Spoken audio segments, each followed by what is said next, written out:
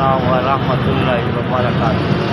कौन हलवा 20,000 30,000 10,000 100,000 20 साल काम करना नहीं, रोटी नहीं खानी। आम कोई महंगाई का कितना जुल्म वध रहा है पाकिस्तान में है।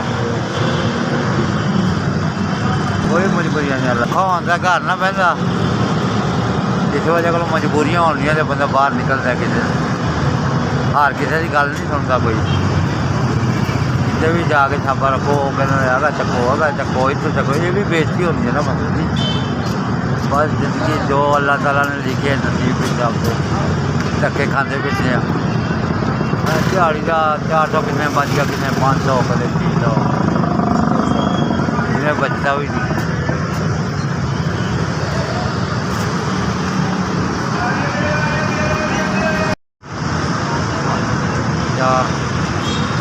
चार हज़ार सानू 4,000 दिता है साढ़े पुत्र ने। बड़ा अल्लाह ताला इनू अज भी करवावे, अल्लाह ताला बुरी वक्त को भी बचावे, बुरिया मुसीबतों को भी बचावे। अल्लाह ताला तुहानू खुश रखे, थोड़े बच्चों भी खुश रखे सदा जिंदगी भर। ऐसे भी ऐसे बड़ी थोड़ी